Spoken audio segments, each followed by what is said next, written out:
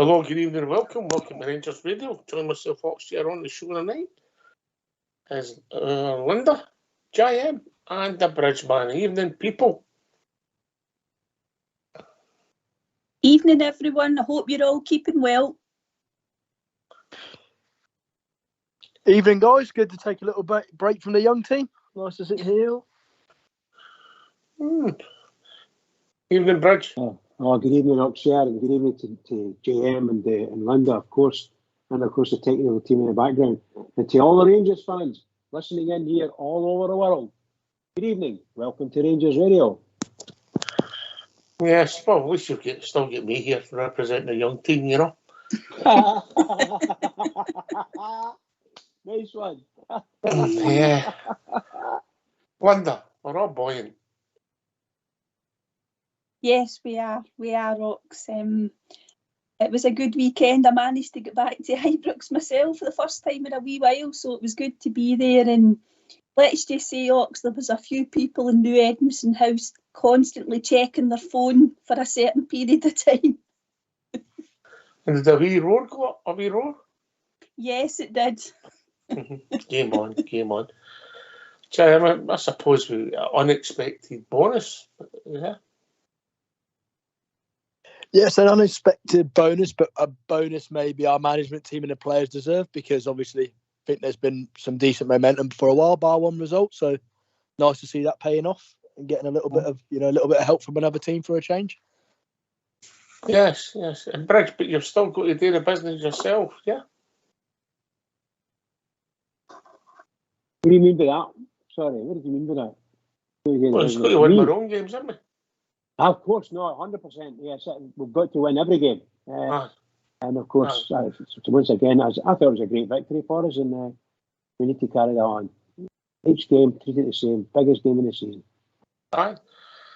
It wasn't a classic, Linda. It was pretty one-sided. They're no great watches, these teams. You just wonder what they get with it.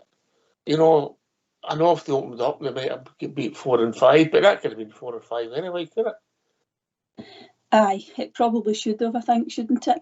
And the thing is, Livy used to cause a lot more problems, I think, for teams, Ox. They just don't seem to be, playing as well as they have done under Martindale, particularly even at their own stadium.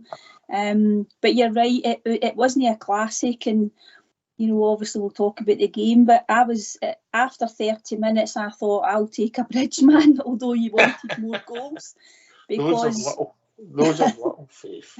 I know, but you're just thinking, let's just get this goal. But I don't think, as it's been reported as well, I don't think as a crowd we got overly nervous, Ox, but you just wanted to get that first goal, didn't you? Aye, takes the pressure off JM, Yeah, and I think, like Linda said, the nerves wasn't even there for me because I feel like we did start really fast.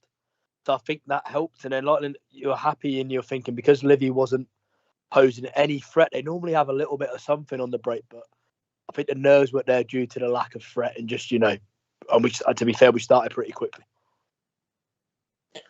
If you were playing the kind of football that Livy played, JM, would you like to put somebody up front as rapid or big and canny move? What would your thoughts be?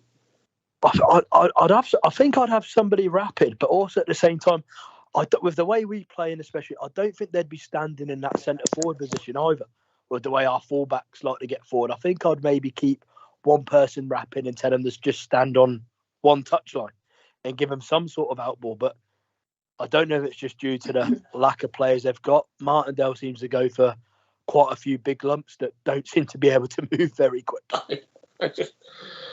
Everybody sees the game different, Bridge, yeah?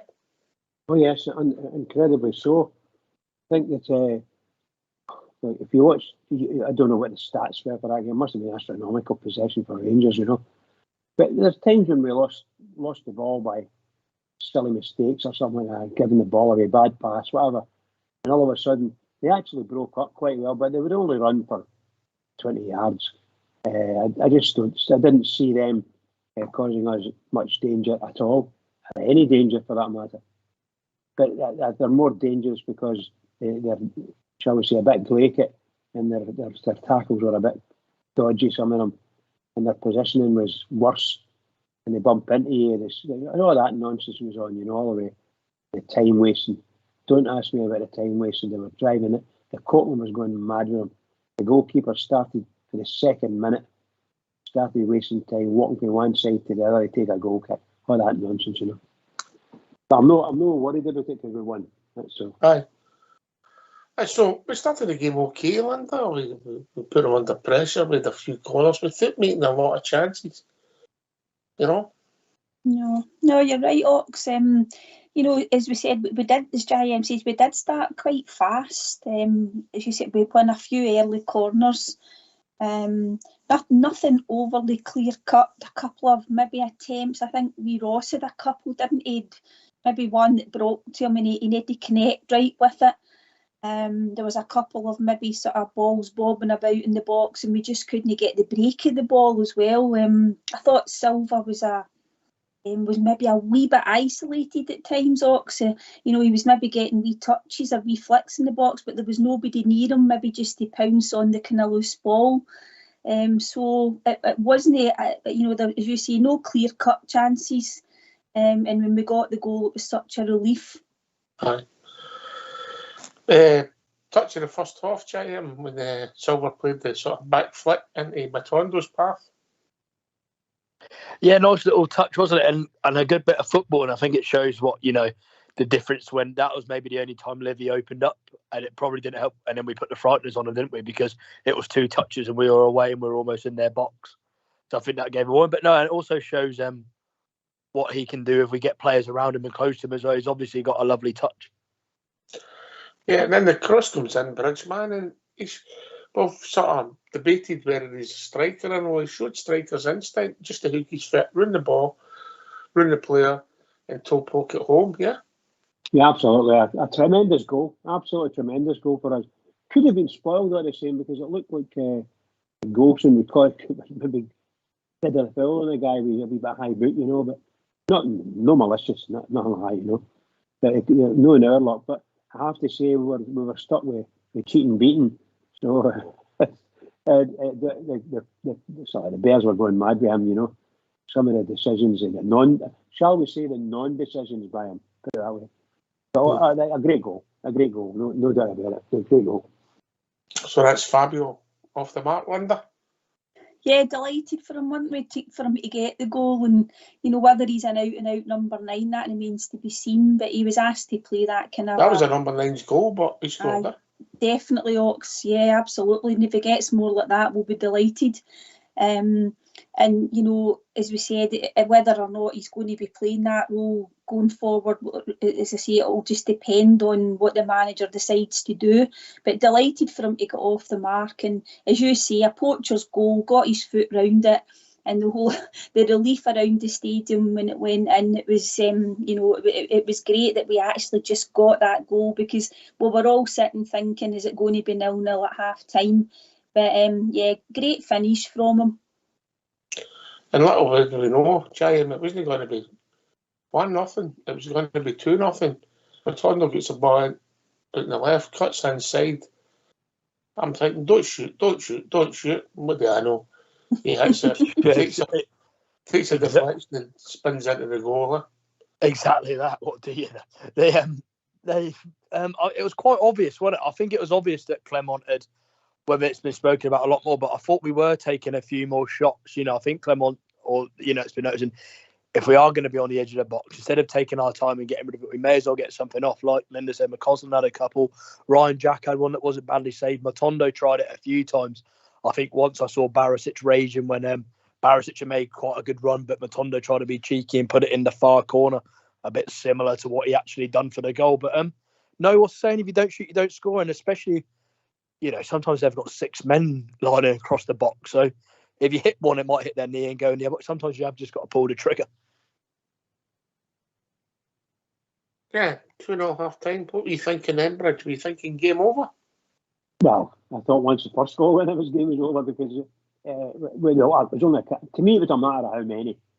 If we scored the first one, it was going to be. To me, it was just going to be how many, and it's what they can do and how they can stop us. And the only way they could try and stop us was to kill the game, waste time, blah blah blah. But really, The first goal was a smashing goal. Second a good goal as well. You know, that's lovely to watch when we score a goal and the crowd are really pleased. And you don't hear much moaning when we're winning. Very little moaning. So it's really good to great atmosphere created. Great atmosphere. Brilliant. I loved it.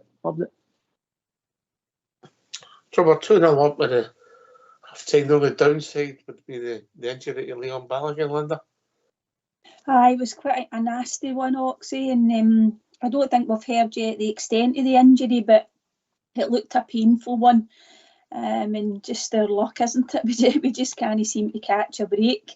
We seem to get one back and then we lose one, but I don't know. There's chat about him maybe playing with a mask on and stuff like that. And knowing Big Leon, he'll be back probably sooner than we expect.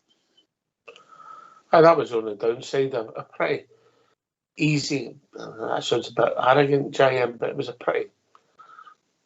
It was easy, wasn't it? It was just the only criticism you maybe had that we're not going on get maybe a couple of goals.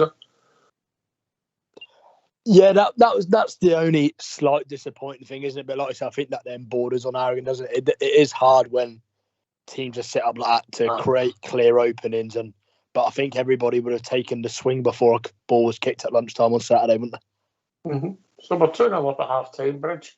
I don't think anybody's been outstanding, but everybody gets pass marks. Would that be fair? I agree with that, 100%. Yeah, I think the shall we say the collision that included Balogun. I'll say this to you: that's another game against a lower, shall we say, lower quality team, and another Rangers player injured. I don't know. It seems every time we play one of these teams, we're going to get somebody injured. That's what it feels like. Badly injured. You know, that could have been a real badge. And Beaton wasn't even given a free kick. He wasn't even given a free kick for it, you know. So, no, it doesn't matter. But, that's the only thing I was upset about. The second half started and pretty much continued the path of the first half. In fact, if anything, it was maybe more dominant one, didn't it? Yeah, it seemed to open up a wee bit more, and we seemed to be getting a wee bit more space, Ox, and then obviously it led to the third goal. And I don't know, when we're watching it, you know, young Ross was finding it difficult to get in behind their defence in the first half. He didn't seem to want to take the player on at times. Ox he was right in front of where I was sitting in the Governor's. But that time, and obviously he set up that goal, he got in behind him, so we obviously worked the space a bit better, the cut back, and it was a terrific finish for Todd Cantwell, and that's what we want to see more of, isn't it? Aye, it was a good move all around. It was pretty much the length of the park, the width of the park, the ball moved. Giant, it was not a bad goal. Yeah, good ball, and it just shows, again, another time they opened up slightly, like Linda said, and nice straight pass into the midfield, get it out wide, and at least it shows that when these teams do open up, we are dangerous. I think sometimes we can maybe be a little bit unfair, and I know it's easy to say, but I think it can be underestimated how hard it is when you've got 9, sometimes 10 outfield players lined up in front of you, 18 yards out. I think sometimes we've got to be fair and look at what happens when the teams do open up, and we showed a good bit of quality there again. Aye. So I'm thinking when we get to the third goal, and it was a good goal, Bridge. Yeah, you must get a good view of it, mate. You must have enjoyed it. Oh, it's fabulous. Just utterly fabulous. What a fantastic pass for Ryan Jack. Must have been easily 40 yards. And the young lad, I'm saying to the boy, get in the box. And of course, Cantwell's run basically level with him. And the boy managed to take another step and he cut back. What a fabulous goal. Brilliant play from Rangers. Brilliant. Aye. So 3-0, Linda. I'm thinking we're going to go and get at least 4 or 5 here. You know, I'm thinking minimum 5. Yeah, I think that's probably. I mean, it's not a disappointment as such. It's just something that you would have thought that we should have done. You know, you say 56 minutes gone. You've got well over half an hour to go, and we at the game were all thinking get another one, maybe even two, and we probably should have, Ox. I mean, we've had a couple of chances, and I think the players will probably be coming off the park thinking they left a couple out there, But that was the only sort of slight disappointment from Saturday. I think that was definitely a 5 or 6-0 game. Aye, I think it was a good self-check. Pointed out earlier on, they took that swing at 9 o'clock Saturday morning, pulled 2 points back and 3 goals back. Yeah, very good day, and very good day that wasn't it, considering it. And you just wonder with the fixtures coming up. I know how do you play every game, and goal difference is a big part, but the game was done at 1-0, never mind 3-0. And like Bridge said, a couple of tackles and at the tender fly, you just wonder if a few players maybe subconsciously just take the foot off slightly. I don't think you can see it in the attitude, but you must wonder, won't you? Because they're still running about and throwing themselves about a bit, and you just wonder sometimes if that has something to play with it slightly. Because the game's finished by then, isn't it? It's 3 points in the bag. We'll see how it pans out for them, but a nice comfortable win, but things just carried on as normal, Bridge. Southside Super 6 down the pan. That's your Southside. That's unlucky. He wasn't unlucky at all, mate, at the weekend. In his homework, it was 50%. Yeah, you got to feel for them, People like to put a wee bet on, and it's good of them to put it in. It gives people a wee talking point as well, and it gives you a chance to deride them and get into them and cause a couple of problems for them. I mentioned that. I send them the odd text. Exactly. The Cyclopedia Britannica text. I send them the odd text. No, it's a bit of fun. He has a go, and he's still up for the season, so he's saving it up for the night out when we go and celebrate the league title. Giant. Yeah, well, you'd have more money if you bet against him for the night out at the end of the season.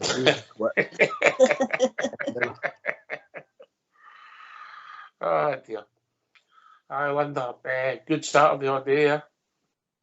Yeah, definitely. I mean, Yilmaz was unlucky that that was a great effort, wasn't it? Great effort. Clipped the barrel, though I think Tav with the footage just tried to say it was a cross rather than a shot, and we read Van's adamant. It was quite funny the bit on RTV they were showing you. And it's just something that Dessers does, Ox, how he puts that over the bar. I mean, I was thinking, I wonder if the defender maybe put him off it. When I saw it later on when I got up the road, I thought, oh, big Cyril, just put that in the back of the net. You come on and you get yourself a goal. And he was disappointed because usually he kind of laughs a wee bit and maybe has a wee bit of a smile at himself, but I don't think he did when he missed that one, Ox. Yeah, see when that happened, and I seen this woman with the cardboard that says Jack Butland, can I have your strap? And then when I seen it moving, I seen it was you. God, I couldn't believe it. I told you not to tell anybody.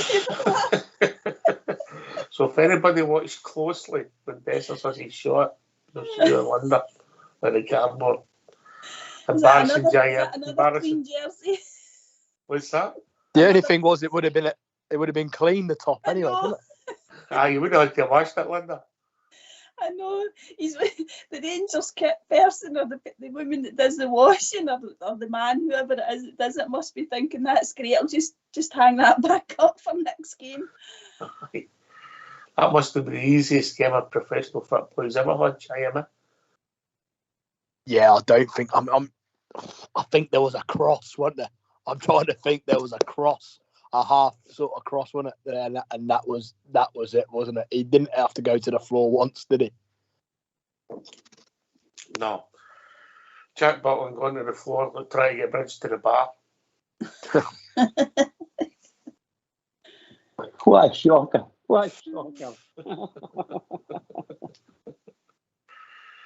Yeah. Aye, he's one of the easiest games. Bridge. Overall, Bridge, happy? Very much so. He's springing my step going down to and back home. I loved it. It's great to see a team winning by more than one goal. even although I always say I'll go for a 1-0, I just say that but seriously, it's lovely. And I thought that later on in the game, well, of course, Dessers missed a sitter. What an absolute sitter that was. I think some of his pals are going to sit him down and talk to him, Can't he do that every week? You just can't miss these chances like that, but they do. But we're happy. Don't hit us hard to score the goal. But always have to hit it hard to wonder. He just blasts it, Ox, at times, doesn't he? I mean, sometimes you do want him to kind of put his foot through the ball at times. Sometimes these shots he takes, they kind of trickle over the line, but a goal's a goal. But you're right, Ox, it just needs a wee bit of finesse there. And that's the enigma that is Cyril Dessers, and we've been singing his praises. I think he might have got Player of the Month, it was announced as well, voted by the fans there. I cannot believe it. Did you see that? I just saw it before we come on there. So he's going to be like that, I think, and I think we've all accepted that there'll be times where he's going to frustrate us still.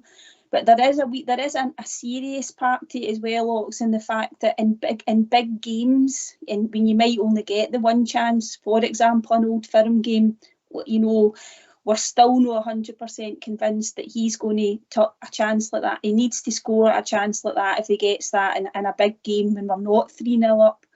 I know he got the winner against St Mirren, so that's why there is the frustration there, I think, with him still. But the thing is, he'll come back for more, and we've got to give him credit for that, I think. Aye, Player of the Month. Shows you the managers get Manager of the Month, JM. Is that fair to you? Yeah, deservedly so, isn't it? I think not only the results, but the way we've been playing and the improvement. We must be, over the last, even before that, the most improved team in the league by a mile. I mean, we were hopeless, weren't we, before he came in? A couple of months were looking all right. Just thinking on Dessers there, imagine the amount of goals he would have if he put away even half the chances he should have done. not even like half, just half of the absolute. He's been in front of Marco and Hegri. Yeah, it's ridiculous, isn't it? It's absolutely ridiculous. But like Linda says, as long as he, obviously there was in the Old Firm game, everyone's missed chances in games, but a winner at St Mirren, so as long as he's putting them ones away when it matters, we can have a laugh at the other ones. Yeah. Aye, Bridgeman, the new boy, come on, Oscar. What's your initial thoughts? Looks okay, pal. He fitted in very well. Whatever instructions he was given, by the way, it fitted into the way we played as well. I don't have a problem. It looks as if he's going to be something, in my opinion. It's nice to see somebody different and doing something different, but at the same time, doing the same job with a wee slight change to it. And a bit of class about the guy. He can hold the ball. No problem. No fear. No scared of anyone anyway. That's all. Yeah, he just kept it simple, lad. It looks as if he's got a bit of pace about him. But we'll see. Bridge is right. We can't judge yet. Huh? No, it'll be interesting to see if he maybe gets a start tomorrow night. I'm not sure how the manager will play it. But he looked bright, Ox, got a bit of pace about him. Physically looks strong as well. He's not a wee slip of a guy or anything. He looks, he's got a good build about him.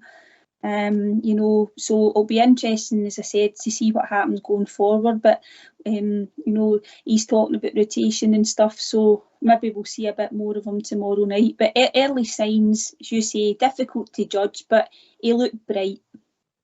Bright, that's fair, James. JM. Yeah, bright's fair, isn't it? It must be. It'll take a while. You can be told, I guess, as transfers coming in, what it's like playing or whatever, but it must be a culture shock for these players. They wouldn't have seen teams sit as deep as this before. It's got to take a while to get used to, and maybe you have to adjust your game slightly.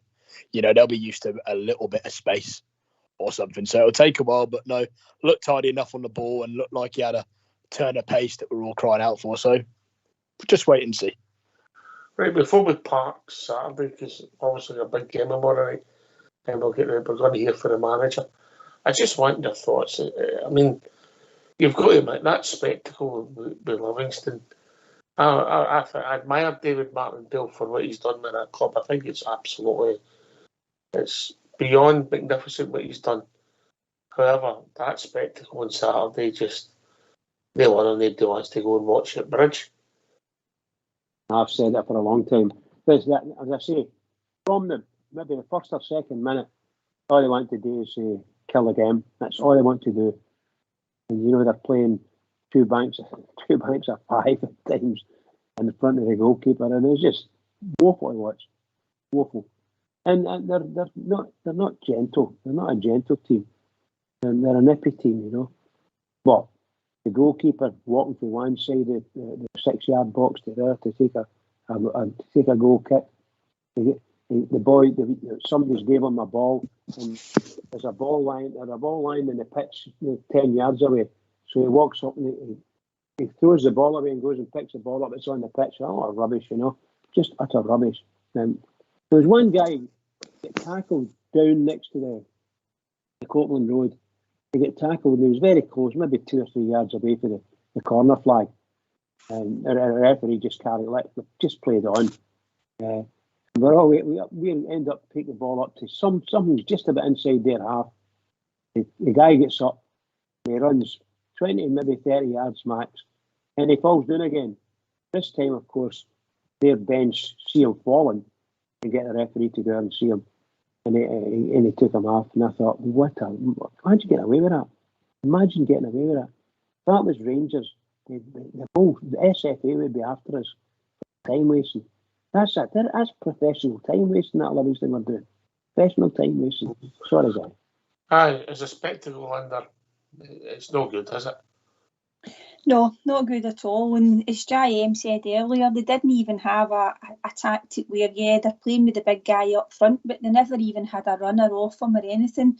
None of their midfielders wanted to even try and break the lines to help him or anything, Ox. And, you know, you would expect them to have at least done that. But as you say, Martindale's trying to get a point, trying to make things awkward for us. They succeeded for 35 minutes, but after that, they never even tried to then come out, Ox. They had nothing to lose. What did it matter? So no, not a great spectacle at all. And they're looking a bit of trouble this season. But as I say, it's just all about us getting the win. But it wasn't a great game from a Scottish football perspective. No. Definitely not. No, not at all. Would you agree with that, J.M.? Yeah, I'd agree. And it also, you'd never know, but I'd love to hear what sort of like the Livingston players and these other players think when they go away and their managers set them up like that, because it's kind of a free hit, isn't it? I know maybe it's arrogant from us saying it, but with the budgets and that involved, it is a free hit. We should beat them. We should hammer them. So you've got players like Shinnie in the middle of that pitch room, Stephen Kelly on the bench, Penrose, who's been linked with a few moves and that. Do you not think they maybe just want to go out and have a game and maybe prove that they can cut it? Instead of sitting like, it's an opportunity to maybe showcase yourself and get a move, not just run around for 90 minutes and not touch the ball. And I don't know. I mean, it's hard, isn't it? You're just doing a job. You're doing what your boss tells you to do. But you maybe like to think some of these players are going, can we not at least try and go toe-to-toe with them and play a bit of football? Yeah. Right, okay. I'll tell you what we'll do. Well, part Saturday, we're all delighted. 2 points caught up. 3 goals caught up. We're turning for home. And let's hear from our manager, Philip Clement. Philip, Manager of the Month for January. Are you happy with that award? For me, it's a collective award, those things. So it's good for the staff because of all the good job that they did, for the players also, because they worked really hard to get good results. So I see it in that way. It's not an individual prize, it's more a collective prize. So it means that the team is on the right way, and that's the most important. It's a case of then just continuing that into February, which is another big and busy month. Yeah, of course, and we're happy about that. We want to stay as long as possible in the 3 competitions. We know we are the only team doing that next couple of months, but I think it's a positive thing. A lot of challenges, good games, give chances to the squad to prove themselves in every sense against a lot of opponents, give more chance to players to play also. So that's a positive thing. Always a big game when Rangers take on Aberdeen. How do you assess that challenge, especially with a new manager in charge at Aberdeen as well? I've seen it's living a lot alive on the other side. In Aberdeen against Rangers, apparently it's really something special. So I know that I have the experience now with 2 games already, and I saw the third game also in the beginning of the season. So it's going to be a good battle. It's, for me, it's one of the, I need to say 3-4 best teams in the league for me in quality of squad. So I'm a bit surprised the position they have in the league, but there are a few reasons for that in my mind, but I don't want to speak about that. I want to speak about Rangers. So it's a team with a lot of quality, and we know we need to be at our best to take the 3 points, and that's every time the goal. Neil Warnock has had a lot of experience in football. Is he someone that you've either ever come across before or someone that you've been aware of from a distance? No, I know him, of course. He has a long history in football, but I haven't been so much at the island here in the past with other teams, so we never met. But it's somebody with a lot of experience. I don't think it will change a lot. I don't think that Aberdeen will play suddenly in a totally different style. I think the style that they were playing, it's also more the style that he wants to see. So I don't see big changes, and whatever happens, we are ready for that. That's a good thing. Last couple of months, we met a lot of different playing styles, and the team knows better and better how to react towards a certain style. The club do have the chance to go joint on points with Celtic tomorrow, potentially top of the league when it comes to goal difference. Does that enter your thinking at all going into a game like this? No, zero. No, totally not. We have the same mindset, and I see the players also. Nobody in the building is talking about that. We're just busy with our own game, having respect for our opponents, knowing their qualities, try to use their weaknesses, and taking the points and playing good football and entertaining our fans, and keeping this really strong team mentality that is in the dressing room now, that whoever is playing, they are doing the job, and the rest are really hungry to come off the bench and to finish off the job. So, no, we continue with that. That's the only thing we're busy with. Is that something you've had to stress to the squad, or have they always had that? There was the guys that have won titles in this squad before. I don't know if it was there, and I don't care, to be honest. No, I know what's the way to win trophies. I've been there enough times. As a player, as a manager, what the season is, and there's only one way, and that's to focus on yourself and to do it game by game. People who start to plan too much from before or look too much ahead, they fail because they lose their focus. Of course, I need to plan things. That's my job to do. I need to plan long term also. Like, for example, I can tell you guys already, Ryan Jack will not be in the selection tomorrow because he comes out of injury. He has also a history of injuries, and it's only short recovery time in between the 2 games. So I will not take risk with him now, and we will build him with our medical staff, with our performance staff, the next weeks, the next months, to make him more robust, that he can come out of this cycle of injuries that he had. So that's planning long term. But towards results, it's short term. It's every time, every game, confirming and going for the 3 points. How is Leon Halliday? Leon, I don't know yet. He's this afternoon with the surgeon to speak about the injury, what is necessary with the specialist to see if he needs surgery or not, and then we will know better. So he will also not be selectable tomorrow. Anyone else changing from the squad weekend? No, those 2 guys out. And the 4 other players, they are not ready yet to come in. So Ben Davies is close. He trained already a bit with the team, but he's not ready yet to be in selection. And Kem Arouf is getting also better and better, but he's not training with the group yet. And the 2 others is more long term. Sorry, with the surgery for Balogun, is that jaw, is it head or jaw? What kind of surgery?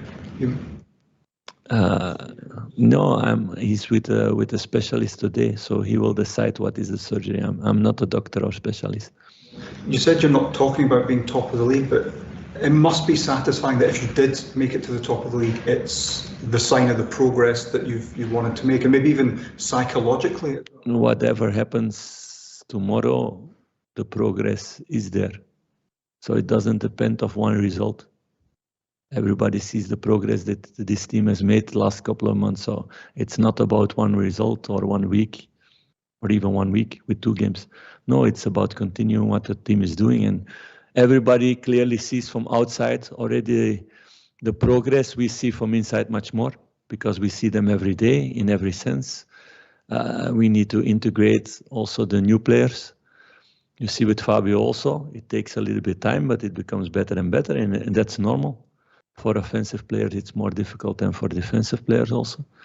So to get a connection, to understand who's playing in what way, who's running where, what to do, to move together.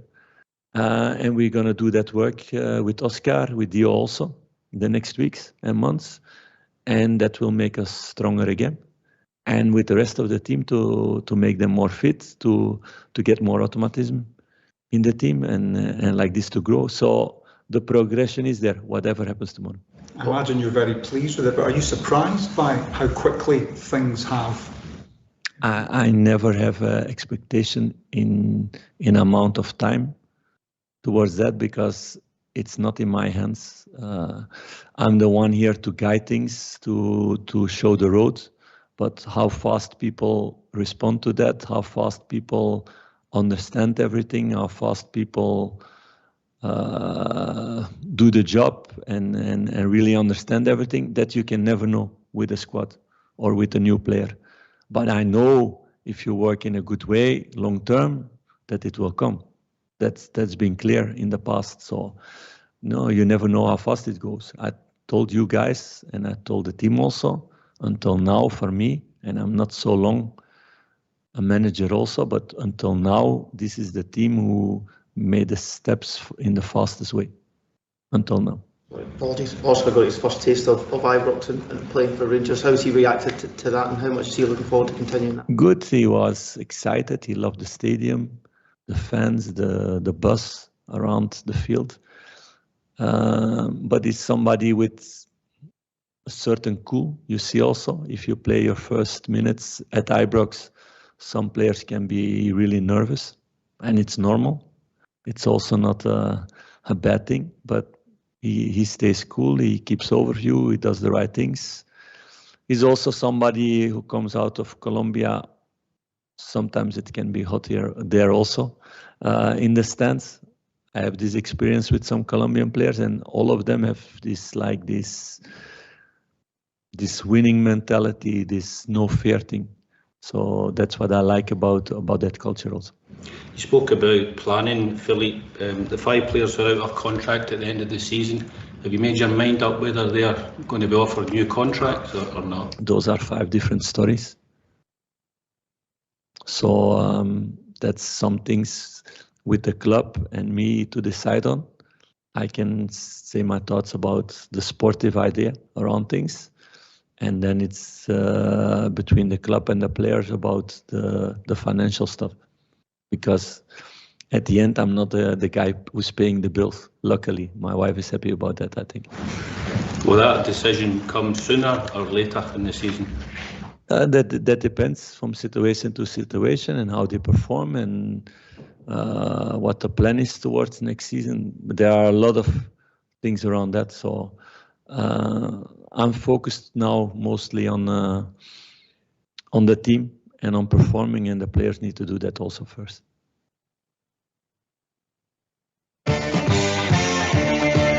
Why don't you give us a call on 0141 356 1972. It's your show, it's your platform. Let's hear from you.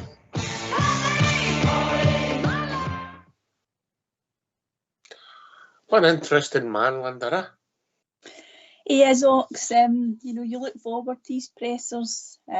He's got total control over them, hasn't he? Fields all the questions, just says what he wants to say, manages it, as I said, very well, and used to quite like listening to Stevie G and his pressers, but the two managers after that, sometimes you just, I don't mean to say that we switched off, but you didn't really look forward to them that much. I mean, with Gio, it was different, certain times looking forward to hearing what he had to say. Michael Beale, no. But this guy is just, he's an ultimate professional.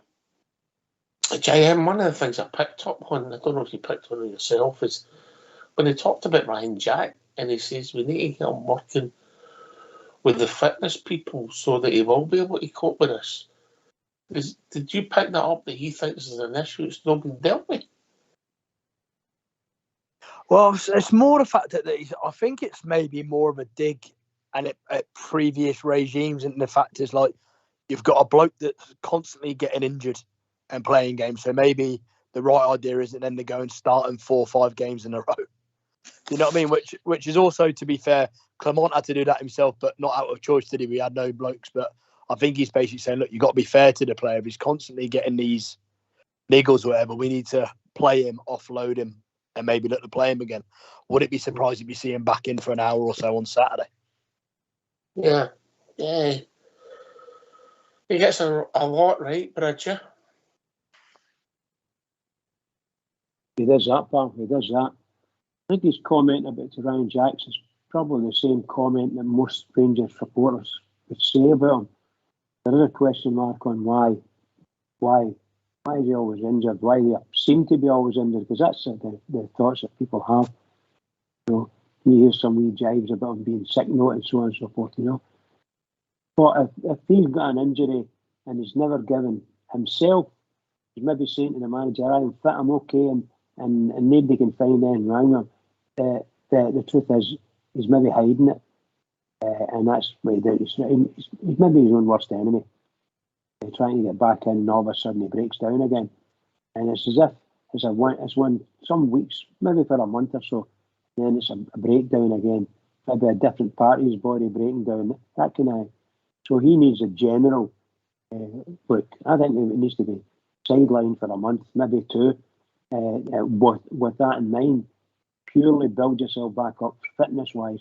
Build yourself back up to a proper level of fitness to play the top level of football in this country. Because I don't think they can do it for a season. I don't think they can.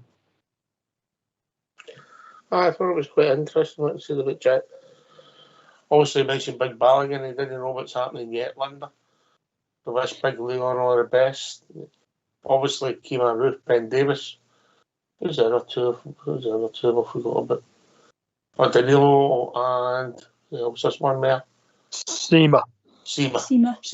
Yeah. So there's some decent players there, but we just have to wait and see. Ruth and Davis are close. That was a wee snippet. How close, we don't know. Their attendance, if we're having a BB display, their attendance, I don't know if they get a book later, but then.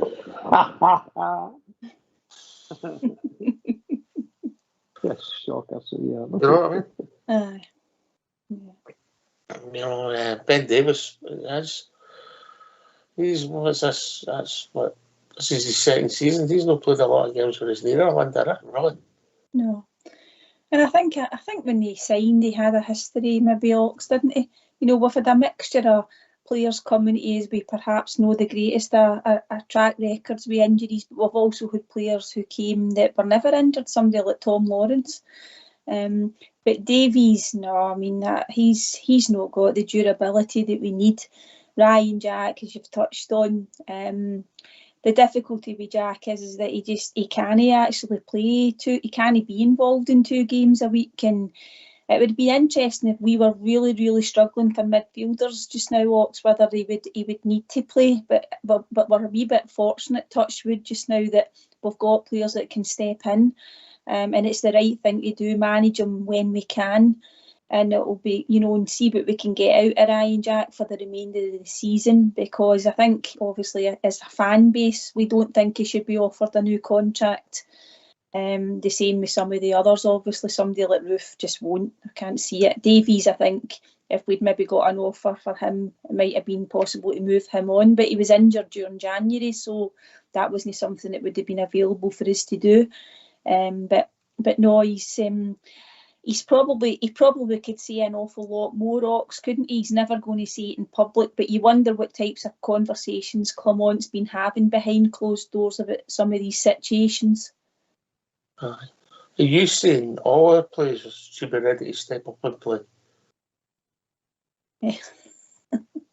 A few more, perhaps, that haven't been should be, yes. There'll be a song in there, Jayama. Sounds familiar, doesn't it? Yeah, I'm sure I've heard that somewhere before. Right, so, Bridgeman, we're moving on to tomorrow night. It's a massive game, yeah? And I don't always agree with you. You know that. We see things slightly different.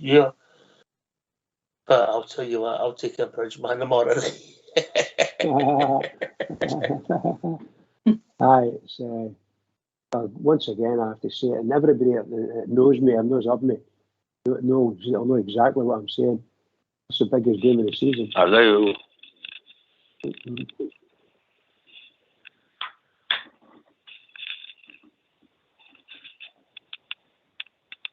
Carry on, Bridge. Oh, sorry, pal, sorry. Yeah, it's the biggest game of the season for the biggest game of a lot of seasons. It's a huge game, Ibrox. So we need to continue our good runs, score goals. We need to continue that.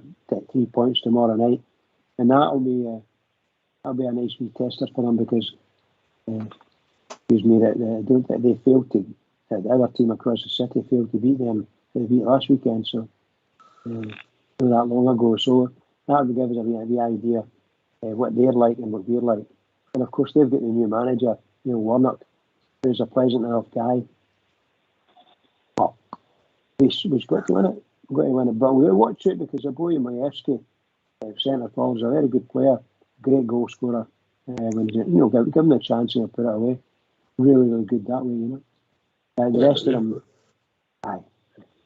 We've just got to score goals, mate. We've just got to score goals. 100%. That's it. That's what it's about. We need to watch it for some people, the boy Shinnie. He's got to be watched because he could cause a lot of trouble for Rangers if we don't watch him. Oh, it does. Well, put it this way. I believe he was booked for his first tackle at the weekend, mate. I never watched it. I've never seen it. Just somebody informed me. I don't know if that's true, JM. When he played against us, it took us nearly the whole game for him to get a booking. I didn't think that referee was giving out bookings at the weekend from what I was told, especially if you've been booked before in that game. I've seen that one. Somebody sent me that. Yeah, that was it. Yeah, that was a strange decision. Anyway, we've been joined by Bob Chair. Evening, Bob Chair. Hi, good evening, everyone. How are we? Hi, Bob Chair. All right. Hello. Yeah, Bob Chair, what's on your mind? We're here, we're okay. A job well done at the weekend. I wasn't too happy we only scored one goal in the second half, but never mind, we're not going to complain at a 3-0 one. And on we go to welcome Mr. Warnock to Scottish football tomorrow night. He's sitting saying today that it was an ambition that he used to manage in this country. Well, here he is. We'll see how he gets on tomorrow. No matter what he does, he can't change the squad of players he's got. Mm-hmm. Although they did very well for us at the weekend. But I think we'll be too much for him tomorrow night. But the boy Majewski, I would have took him on a Rangers trip, really good player. Right. So I'll just watch him. I'm glad Bob Chair's mentioned warm welcome tomorrow night. Linda, it's a big game, and I think Ibrox should be up for the game tomorrow night. It's time for the stands to get really right behind the team. Yeah, I expect the atmosphere to be absolutely electric tomorrow night, Ox. I don't think I think the fans will play their part. Lots of chat on social media. Just everybody to get behind the team, and to be fair, when we've started to see better football, that's all we want. We want our team to play good football and win. It's no rocket science, is it? But no, I think the atmosphere will be brilliant tomorrow night. There's a wee added, edge there, as Bridge says, with Warnock coming in. He's talking a good game in his presser today. I think he said he wasn't due to start for a few days later, Ox, but he's decided to come in earlier because he wanted to come to Ibrox. I just think it'll be a terrific game, and I fully expect them to play a bit more football, obviously, than Livingston, and and they've got some dangerous players. I think it'll be a good game of football, Ox, and I would think that they might have a go. It'll be interesting, Giant, but this is the morning night time for the fans to stick with the team and get right behind them for the first whistle. Yeah, somewhat a European night. Yeah? Needs to be treated like that, doesn't it? We've been waiting for this sort of opportunity for a while to sort of in a tighter race. Fans have been craving it, so hopefully they back it up. I'm sure it will be, and under the lights it's going to help. Yeah. We're turning for home now, Bob Jer, and all these games are massive. All these games are, every game is massive. Starting with this one tomorrow night. Rangers have done a Lazarus, they've come back from the dead. I can't believe we're here. We're in total contention for this league. And just keep on, we're doing well, keep on going, keep on winning, nothing will stop us. And tomorrow night, special game. The fans will be right up for the tomorrow night against them. As well, I know that's the biggest game outside the Old Firm. So, whatever team he puts out tomorrow night, I think it'll be too much for them. It's not a particularly good Aberdeen side. They just put up a brave performance on Saturday. Have all truth be told, Celtic should have had them buried by half time, but they never. And hey ho, they dropped 2 points, which is an advantage for us. And we took advantage for a change. I've seen Rangers being in a position like that a few times and not taking advantage. Well, this time we did. And we're in real contention. And this law up the road, as you say, are there in Ouija World. They're no liking it. They've got a challenge this year and they're no liking it. So tomorrow night, get out there, go for it, Rangers, and do them. I think it'll be 2-0 Gers tomorrow night. Well, do me. Anyway, we've enjoyed with Derek. Evening, Derek. How you doing, man? You okay? I'm good, mate. What's on your mind, bro? Right. So basically, I'm really pleased with what Philippe Clement's done, and everybody is. And you can see the evolution of the team. We've got Silva, Cortez, Diamondi, and you can see we're building towards the summer. We've got Reza Fuentes and Lamas and Deadweight, and who knows, if we're lucky, we'll get Ready Dessers. But what I'm thinking is, like, Philippe Clement, when he comes on these press conferences, is he's a bit limited, where he says things like, I don't know what I think beyond this game and all that kind of thing. And I'm wondering what you think about this. Is like, what about the dominant, arrogant swagger Rangers managers past, like Walter Smith and De Garbecat? Would you not like to see Philippe Clement when he wins the league, and when he gets us to the last day of the Europa?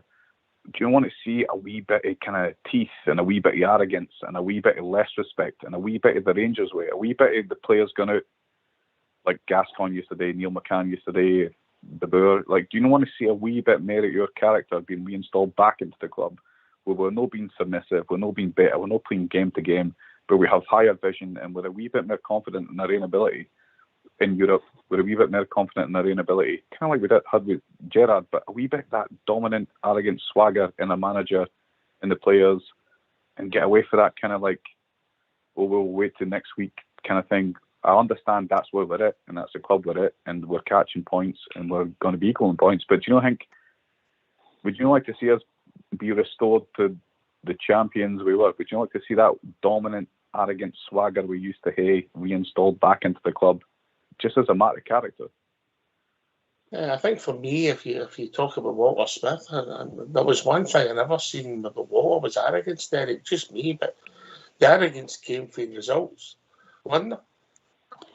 Yeah, definitely. I can see where you're coming from, Derek. For me, we've not won enough.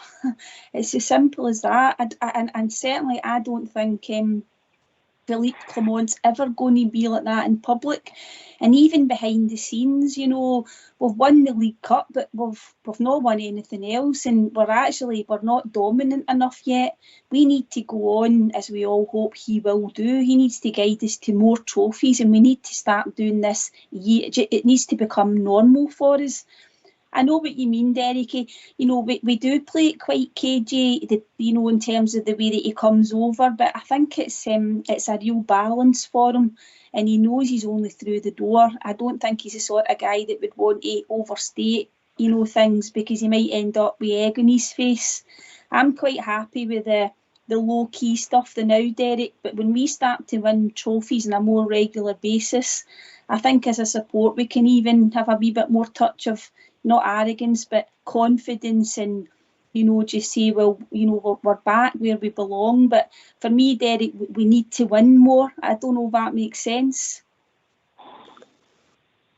Can you come, Derek?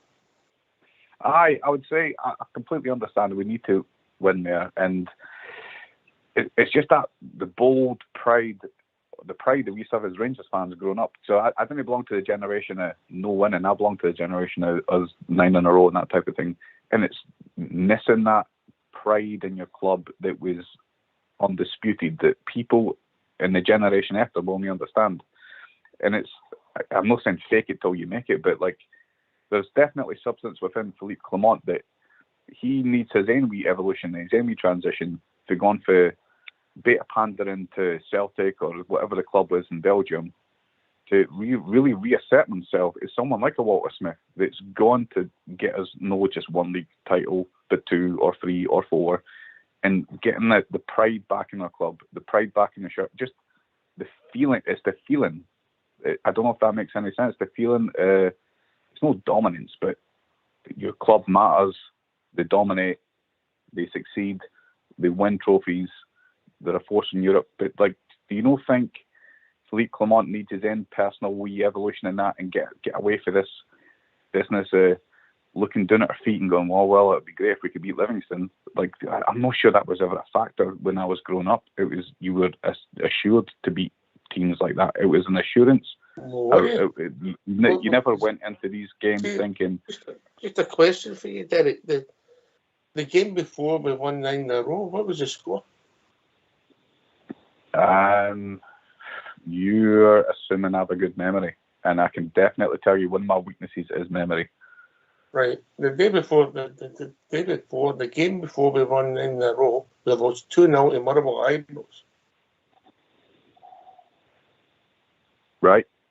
So, and how did you feel when you watched that game? Did you feel like, did you feel the way you feel now? How do you feel then compared to now? Everybody had number 9s on their seats, and everybody was there for a party, and we beat 2-0 by Motherwell. Was it more competitive back? Would you say more competitive? I would think Scottish football was in a better place, but listen, I think the arrogance comes from winning. Jaya? Yeah, I see the point. I think maybe the arrogance might be the wrong choice. Maybe I'd like to see our players have more confidence because they are the better players. But I think we've got to be careful with being arrogant, and that you never want to be arrogant. You want to be assured in what we're doing, and the arrogance comes with winning. I mean, I think our previous manager could be accused of being arrogant, and also when one of our players made a post at the start of the season with a cheeky little 56 on it, touch wood, he's going to end up being right, but when the results aren't going your way and players are being arrogant, it's easy to jump on them, isn't it? I think Mr. Cantwell was getting a lot of bad press after that when we didn't start very well, posting a cheeky picture on Instagram. So there's ways of doing it and being confident, but I think the best way is to Mr. Clement just keeping what he's doing, because we've definitely got more of a feel-good factor than we did have in, let's say, October, November. Yeah, but listen, I think it will come if you win, Bridgeman. Bridgeman, you keep winning. Yeah, you know, like Aberdeen, I love playing a team with arrogant players. They're arrogant against the other team. They're not necessarily arrogant in a way of life. They're arrogant against the other team that they're playing. They're some fabulous footballers. You know, Gaza, one of the most arrogant players you've ever seen. Jim Baxter and so on and so forth. There are many of them. Ali McCoist. They knew what they could do. They knew how, when the ball was near them and where they went, and the rest of the team support it. And you're not going to have 10 arrogant outfield players. You know, you're going to have a couple. And when you've got that, they can bring their ability right up to the front, and it's fantastic when you've got a couple of them in your team. It's great. I just think that's me, the way I feel. And I think that's what Rangers really miss. These boys that they've brought in, they're only young boys really. When they get fit and ready to rock and roll and start to click, then I want to see their arrogance coming out. Show this wee league that we're in, that we're every bit as good, if not better, than every single team league. That's what I want. That's what I love to see. And I like that. Anyway, I'll cut across you. It's time to get yourself a mute, people, because we're going to have a tune.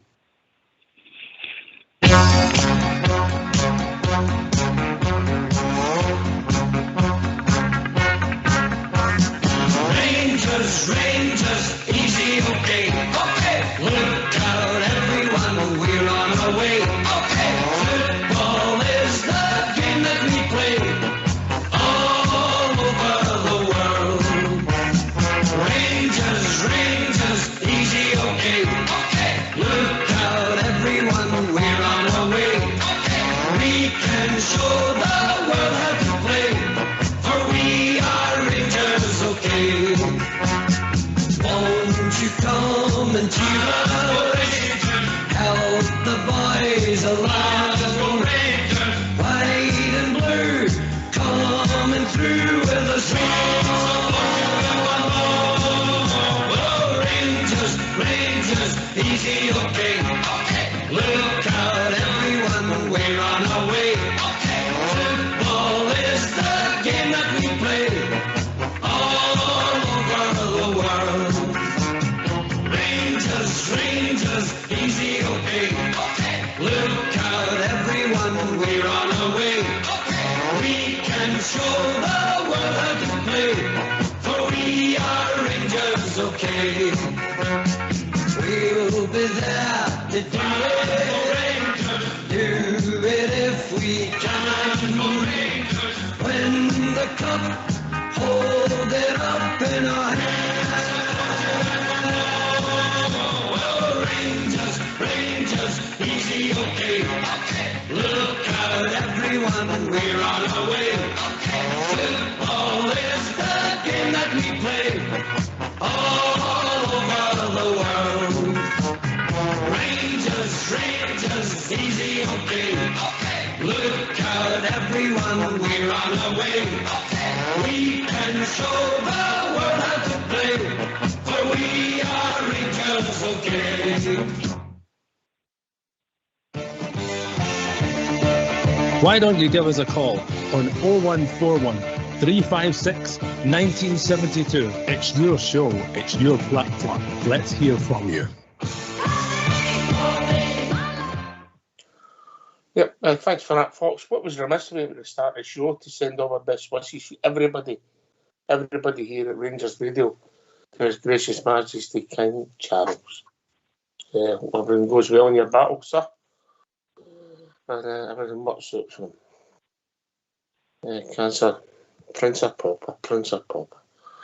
Right, it's an interesting point you make, Derek, you know. But I think that will come for winning, and I think at that time, the players we were signing, you know, in 1984, Walter signed Duncan Ferguson. It was a British record, and that was the market we were shopping in. Different times now, Linda, because of the state of Scottish football.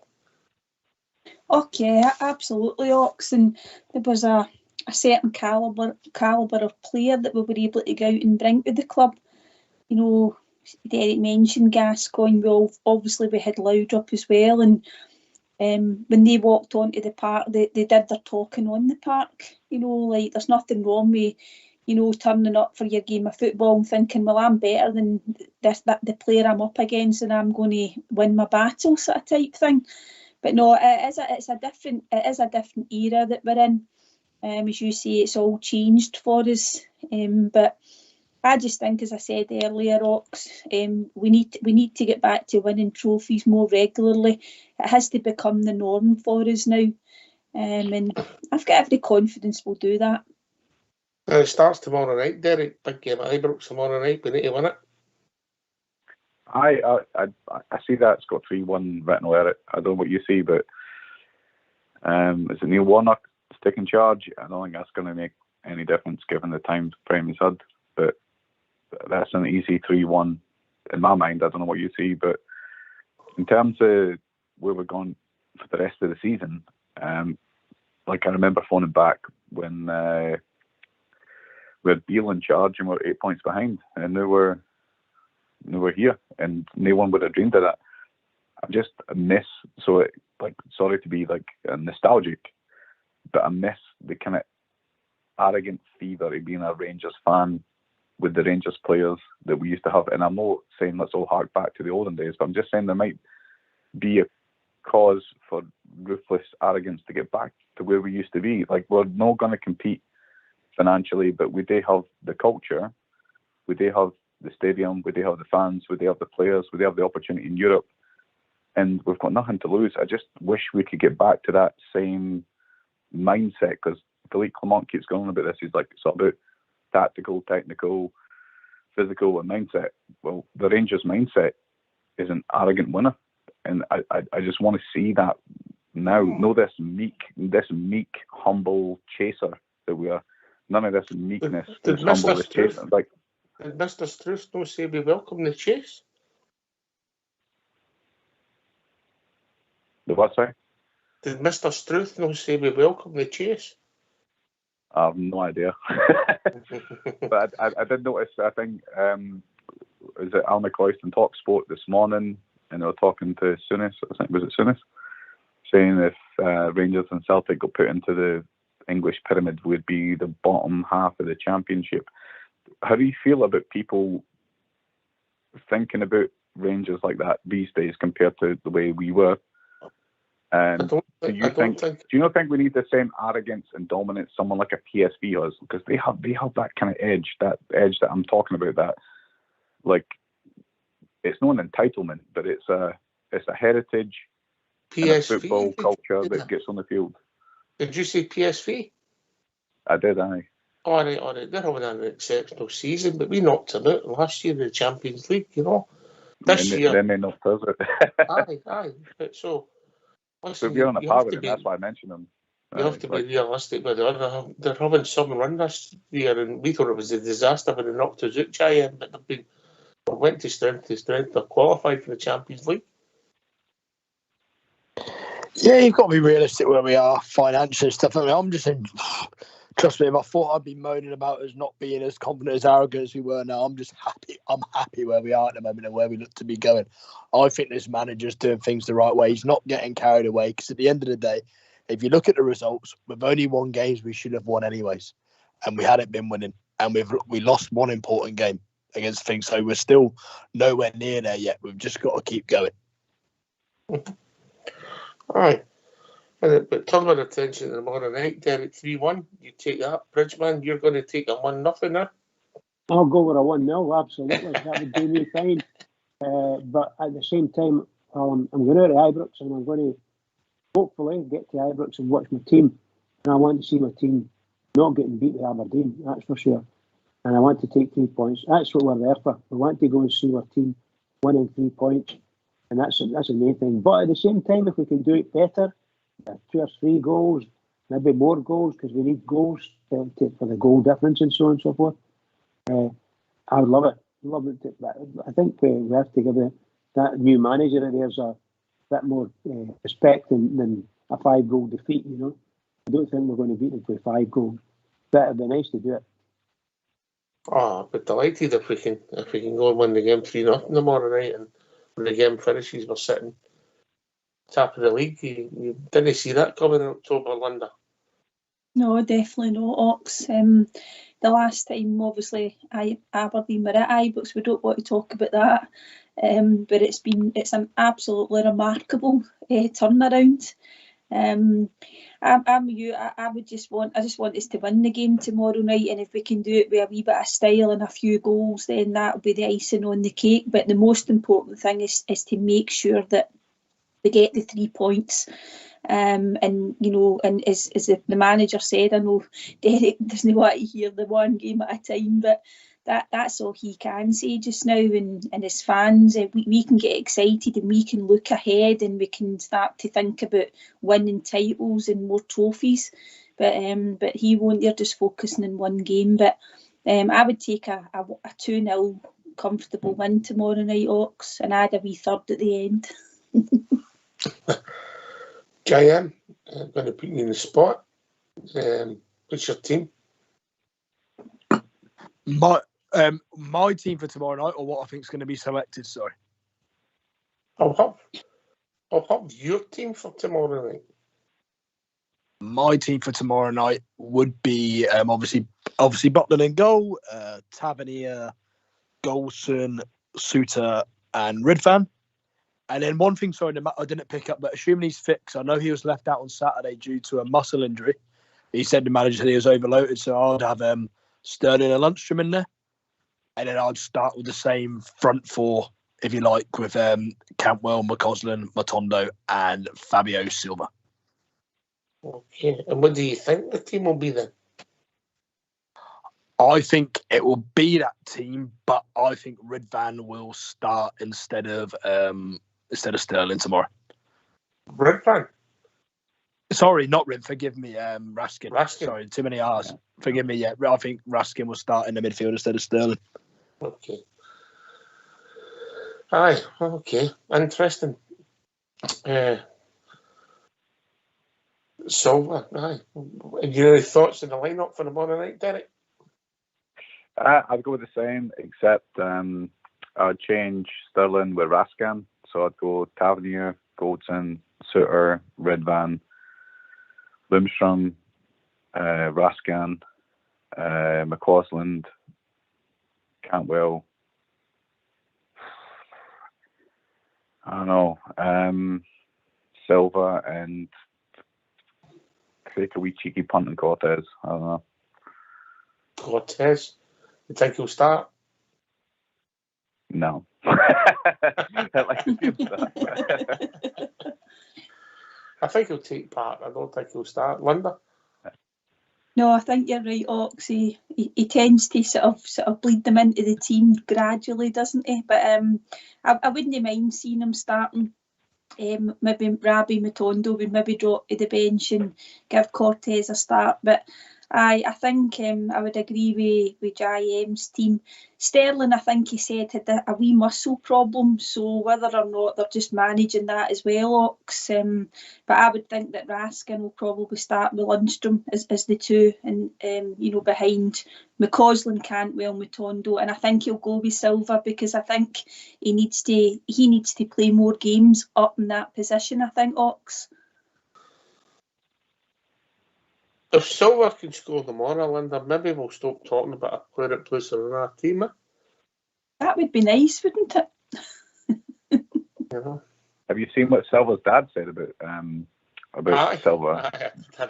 What do you make of that? What's your thoughts on that? What did he say? Sorry, I missed it. What did he say? His dad played against that mob in 2003. I think it was either the quarters or the semi-finals of Europa League or UEFA Cup. It might have been back then, but yeah, he wants his boy to get revenge for him. Nice one. I mean, you consider that, and you've seen Diamandi and the old Rangers start. Has anybody seen that picture? Yeah, I did see that. Yeah. And obviously Cortez was the only team he ever wanted to play for. They can spin good stories, don't they? Yeah. I'd be interested to see tomorrow night. Silva. What have you made of Silva? I've not seen that much. I mean, it looks as if he's getting a bit of fitness come off after 75 minutes of the weekend. What are you making of him? Derek and then JM. Loads of potential. And his dad does an interview with Daily Record or whatever saying that he needs a club to settle in. He got sold to Wolverhampton for 35 million quid. He's only £80,000 a week. He wants to play to the end of the season. He wants to go beyond the end of the season, apparently, to play in Champions League. So he's looking beyond June.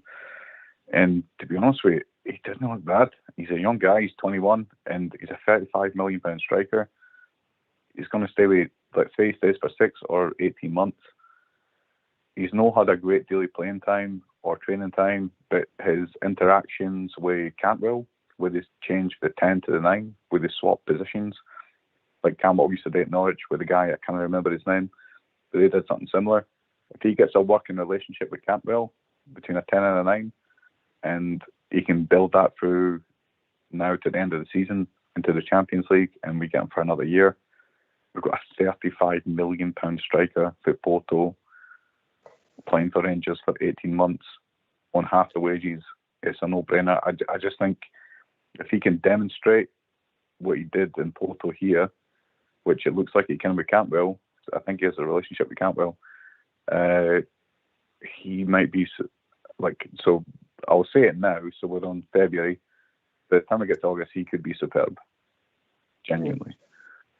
He's definitely got potential, you know. He's a football player, Jaya. Yeah, he's obviously a very, very talented player, isn't he? Not short, not lightning quick, but he's, you know, pacing enough for our league and is going to get away from a lot of centre backs. Obviously comfortable and dropping deep. I think he's just one of them players that can sort of play anywhere. And maybe the one question was, even though we hadn't seen enough of him, as fans can be harsh, has he got an eye for goal? But obviously on Saturday he's proven it. So if he can keep that up and maybe start tucking him away, what's not to like? An all-rounder player that can put the ball in it. This is a phone-in show. We need you to come and join us. 0141 356 1972. We're turning for home the league. Come on, Bears. Let's hear from you. It's a simple one, isn't it? Phone in, please. Phone in. Aye. I think Silver, you can see he's an intelligent player, the movement, the touch. You know, he's trying to bring wide players into the play. We're a bit concerned that when they get centre-forward goals, Derek, and we haven't seen him really get a chance when he's running through in goal to see if he's got that composure, because it's not happened for him yet. I think it's kind of unfair, given that he's only been here for weeks. He's 21 years old. He's a Porto sensation. He got put into a Wolverhampton team who are pretty, well, they're not abysmal, but they're not great. I think we've got a £35 million striker playing for Rangers alongside Cantwell, Cortez, and Ravi Matondo. I don't think we should sniff at that. I think we should. The realistic way to look at this is think if you give him 90 days to settle into Rangers, 12 weeks is a fair amount of time. And if in 12 weeks' time he's not scoring every second game, write him off. But give him 12 weeks for the day signed. And after 90 days, if he's banging it in 1 and 2, keep an addition. I don't think that, I don't think we have I think he might actually be as good as he's saying he is. I don't know. What do you think? I think himself. Minutes yet, yeah. And you can't judge him a cameo against Kilmarnock, and then the weather. Did he come on it? Dumbarton, I think he did, and then he didn't play at St Mirren, and then he started. He played well at Hibs, and he's played well again on Saturday without being outstanding. He got his goal, so far so good. But he's just started. And we'll see what it takes him. See if he plays tomorrow night. Everybody got him in the team. Linda, you got him in your team. Did you have him in your team yet? Yeah, I've got him, Ox, yeah. So you're dropping the player of the month?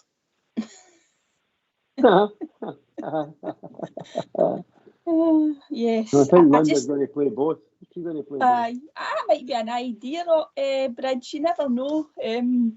I don't know. There was one point in Saturday and you're thinking, would it be better to have the two of them in the box to pick up some of these scraps and, you know, these loose balls that were bobbling about to you know, waiting to be tucked away. But I'm not so sure the manager likes to play that sort of with the two of them. I don't know. Who knows, Ox? I would like them to start tomorrow night, and I don't know about Saturday because obviously we're playing here.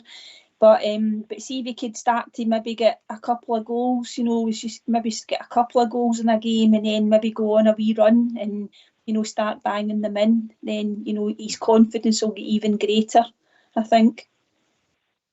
All right, okay.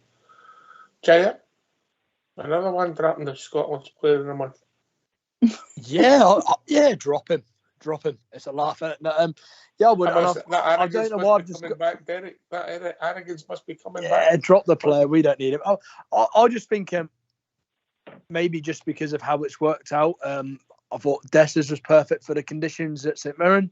Windy conditions away from home, tight pitch, could be rough, a lot of ball in the air. But I just think at Ibrox, with how we're looking to play and whatever, and from what we see from Silva, just maybe a bit more suited to it. That's kind of how I envision it in my head now. Let the £35 million Portuguese striker play the home games where it's a bit more open, and then away from home get our big bruiser up top. I think I would actually play Dessers tomorrow night if it was me. Would you play Dessers, Bridge, yeah? I think I'd play Dessers for the start because a tough team there. These players we're playing against are tough players up front, You don't want to be putting the ball into the Aberdeen defence and then they just keep heading the ball away constantly. It makes us look again like we're up against Livingston again, because that's what they did. They just popped the ball away and put it out and all that nonsense. We want to play football against Aberdeen. Let's go and do it. I think Dessers, he was coming on. He was coming on to a good game, and he Saturday got himself into a great position and muffled the shot, of course, but at least he's getting himself into the position, and that's what we want. We want somebody who'll do that. I've got a feeling that if we played the young boy up front, he's going to get leathered, physically leathered. They'll go for him. That's what I think they'll do. Yeah, I don't think he'll be alone in that rationale, but so it's going to be interesting to see what the manager goes with, Derek. I don't disagree with what Albert just said. Like, Dessers is a bit weathered with Scottish football. Like, he has been beaten for pillar to post with Kilmarnock to St Mirren, and when you watch the interview with Silva, he does say, I'm not used to a guy following me around and pushing me down. Like, Dutch pride themselves on technicality. Scottish football is all about physicality, and Albert might actually be right. Like, I don't mind being wrong. Like, maybe Silva's not a guy. Maybe Dessers would be better because he's more physical. He's used to being bullied and battered, and he knows what the Scottish game is now. He's been here for 6 months. And Dessers isn't even terrible. And I'm glad I'm not a manager because I'm not competent enough to say. But Silva, technical, but Dessers has a bit of grit. And Albert's probably right. Dessers probably is a better choice. Oh, interesting. I don't care who we pick them on Atlanta as long as we win. Yeah, definitely, Ox. And who's to say he won't rotate them? I think he's obviously, he'll have it in his own mind. He's trying to manage everybody's game time. We've got a lot of games coming up. We've got a midweek game next week as well. So they're all coming sort of thick and fast, these games. I just think for Silva, if that's a role that we're going to be asking him to play going forward, it'd be nice to have him in tomorrow night, and maybe Dessers will get the nod against Ayr at the weekend. But I personally would like to see him start tomorrow night. I think there'll be a bit more space. He seemed to get it wasn't an easy game for him at the weekend when you look at the physicality of these Livingston players, and he basically stood up to them quite well, Ox, didn't he? He was quite happy to get into the physical battle with them. But I fancy him to get a goal tomorrow night, definitely. We need the ammunition for the two white players and the number 10. That's what the centre forward needs, eh?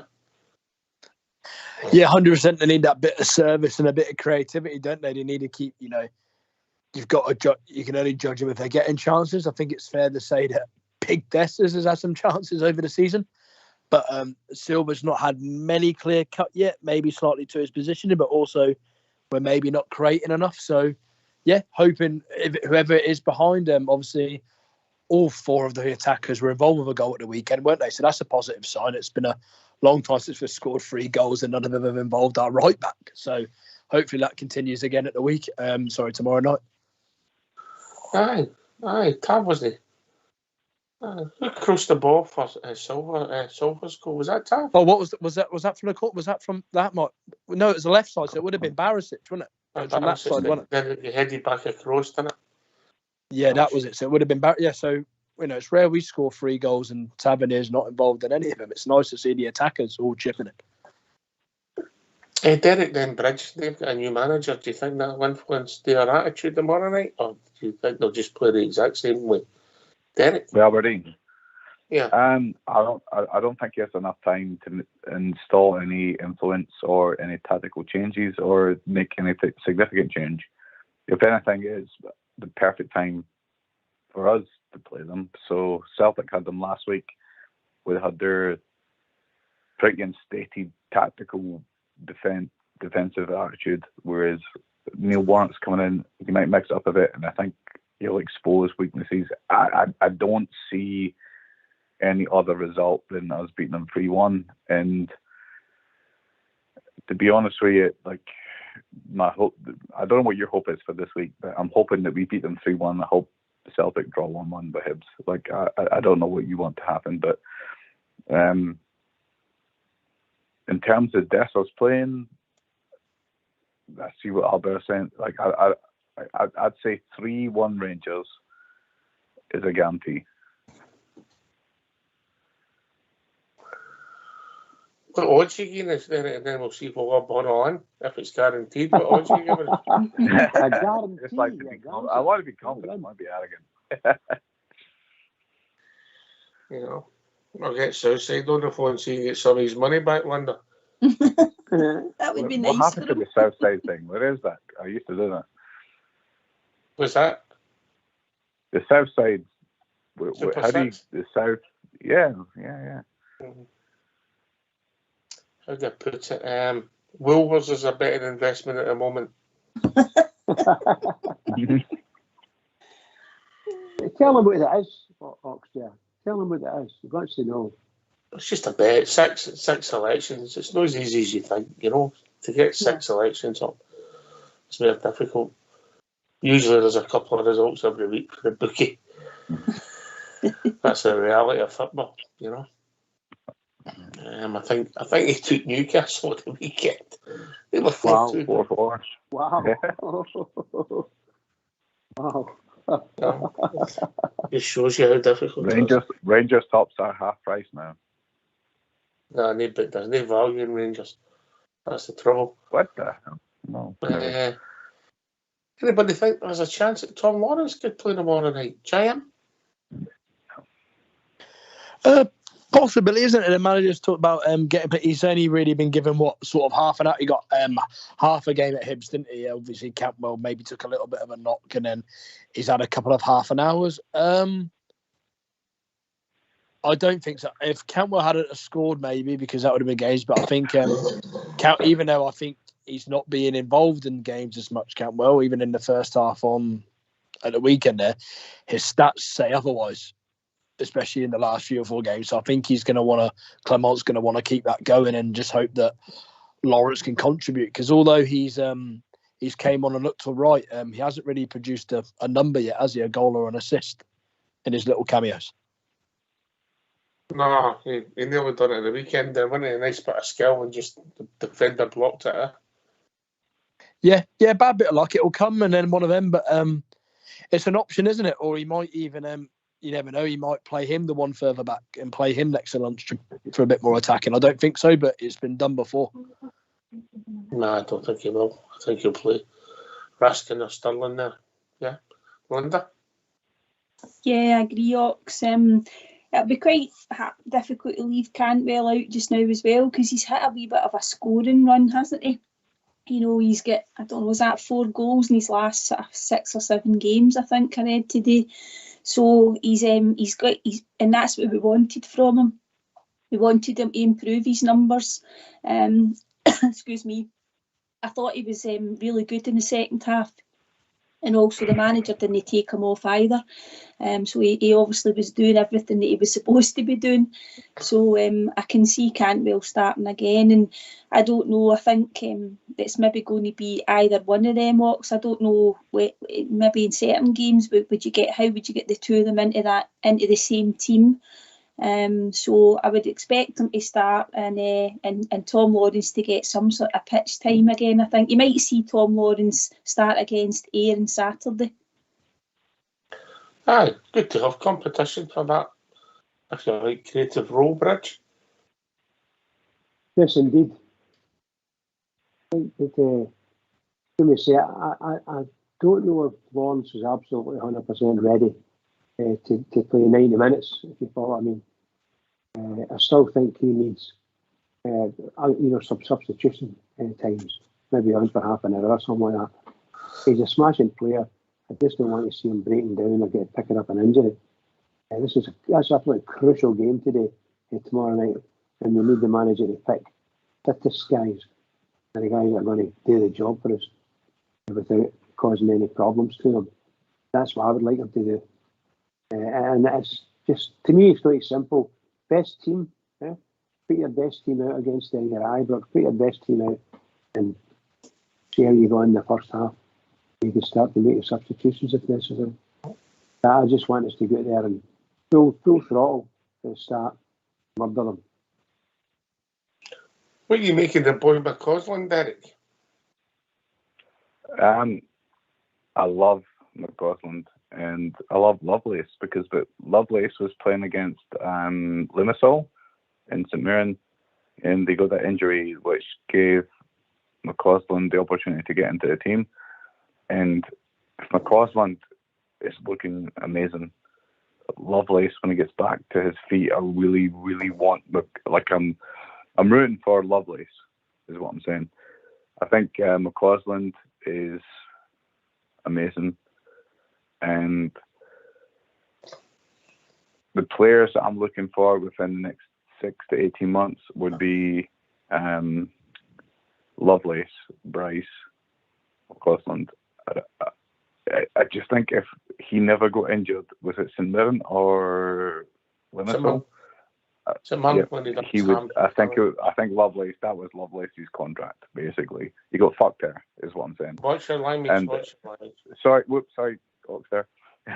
Basically, had he not been injured in that game, I think we'd be talking about a different player. I don't know if you agree or disagree, but I think he was the guy that was leading the line, and I don't know where McCausland would be if Lovelace wasn't injured. Yeah, what do you think? Well, him getting injured gave McCausland his chance, but we've heard his Lovelace, his contract's up in the summer, Jay. I mean, he's no planning on signing another one, so we could have put planning and put minutes into him, but wouldn't it go us anywhere? Yeah, well, maybe if you like, then we've had a bit of luck because obviously McCausland's got, got a chance and wants to be here, doesn't he? Obviously, there was a lot. I mean, I think people have got to read. What was there, 2-3 years between them? You got to remember, Lovelace is still a boy. McCausland, I don't class McCausland as a boy. I think we've got to remember, he's young. Don't get me wrong, but Lovelace is still a lot of potential for a young man, isn't he? And built more. So interesting. No, McCausland at times he's obviously got a lot of talent and showing ability. I've said it before, I've said it plenty of times. I'm not sure what we're doing with our B team in regards to the physicality of our players. They don't look ready, but hopefully with the new manager that would change. He mentions his fitness quite a lot, but I still say McCausland, for his age, looks younger on the pitch. Yeah. That's all relatively. Bridgeman still calls me a boy. I don't know. I just think at times, he has lovely skills, some nice passes for the goals and that. But there's times when the pitch gets heavy or in Europe and stuff, he does nice stuff. But when he's playing against athletes and then there's a lot of running, he looks like he gets tired pretty quickly. Yeah. We can still build up about his fitness. He's played a lot of games in a short period of time. Bill Ross McCausland, he's definitely got ability that way. He turns out, brings the ball inside. He's looking to play passes. He's got a bit of, you can see him. He's like, the radar's up, well, the periscope's up, Linda. He's looking because he's got that intelligence. But I don't know if that's his ideal position. But as a young man, I think McCausland nicked Lovelace's contract. I think Lovelace was in line for that contract. But we're hearing that Lovelace was never signing a contract that he wants to get back down the road. That's what we're hearing. Whether it's true or not, we don't know. But unless you hear it from the horse's mouth, Linda. McCausland's got a brain about him. I don't know if that's his position, but when you're breaking into the team, 17, 18, 19, or even 20, you've just got to get in the team and take your chance when you get it. Yeah, and that's where the gap was, wasn't it, on that right side, because we didn't have anybody there. We were trying to play Cantwell, and even when Clement came in, he was playing Cantwell there, and Cantwell, that's not his, he played it well sometimes, but remember the notorious game where he got taken off because he wasn't doing what the manager asked, and then Ross got his chance, they gave him the contract, and then Clement, to be fair, has been playing him regularly. He's added, he probably wants to maybe add more goals to his game.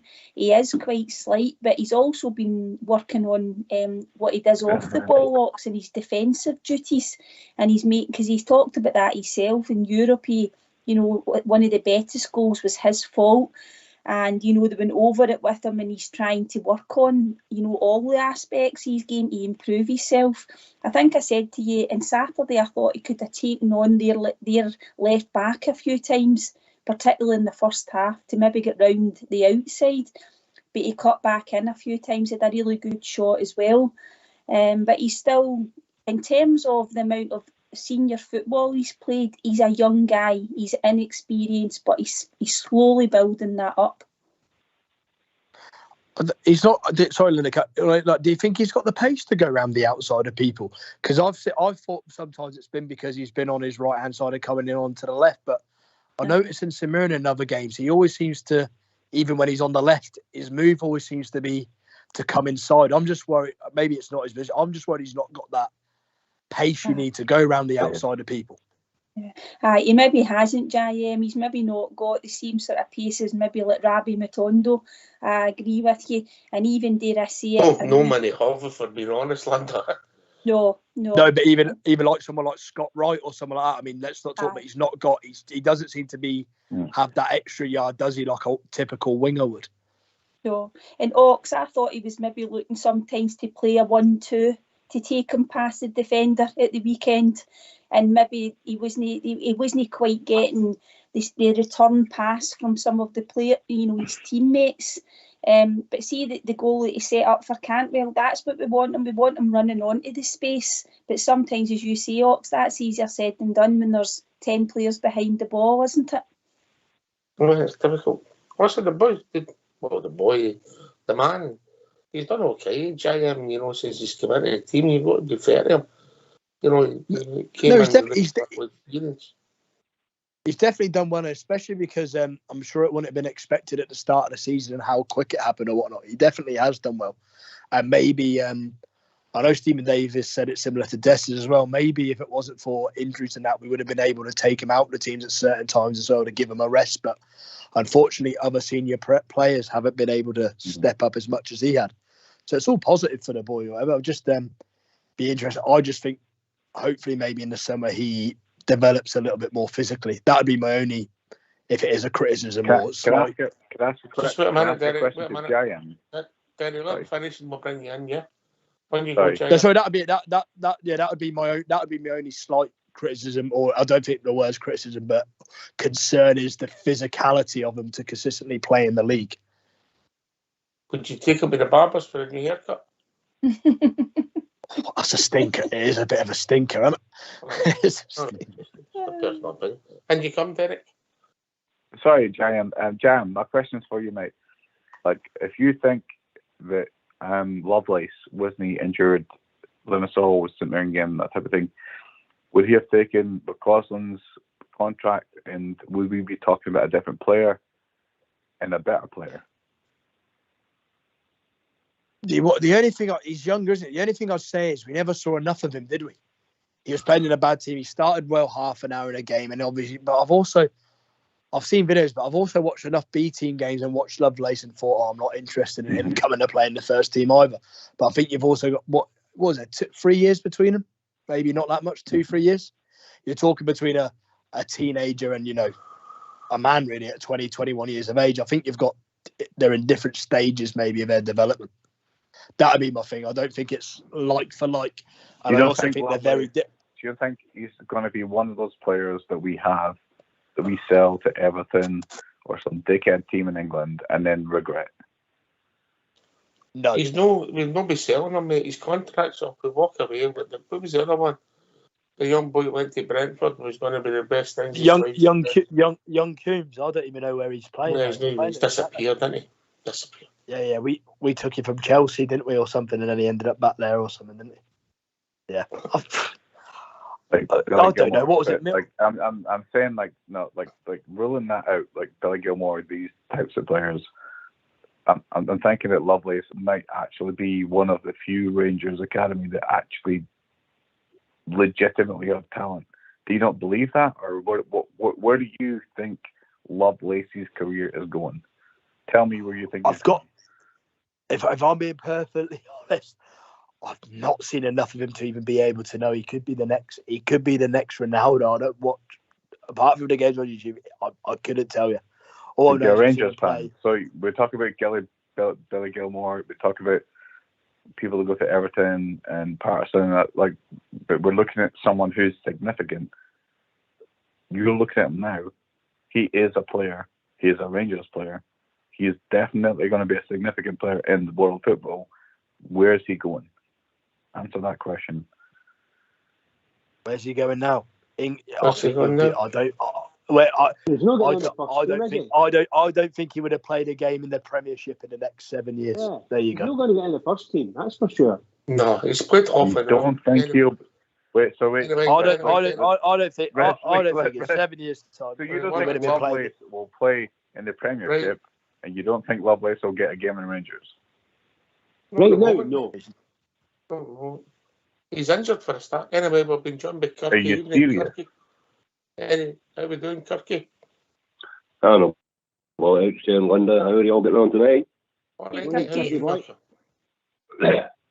I was just here to talk to you. Talking about McCausland there, like the improvement in that player. When he first started, I didn't think he was a good player, but you can see the improvement in him now. He's a lot more mature. I think I heard the boy saying there he's no fast.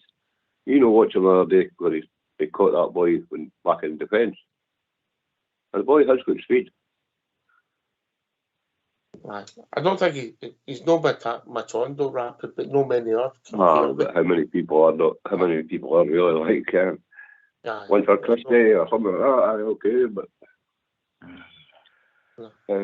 do you like him? Do you like him, Kirky? McCausland? Aye. Yes, I think he's an excellent player, the boy. He's a lot to learn, don't get me wrong. But he's a boy who will learn. Do you think that's his position? I think it is, yes. All right. It's just needed a bit more confidence just to go by a player.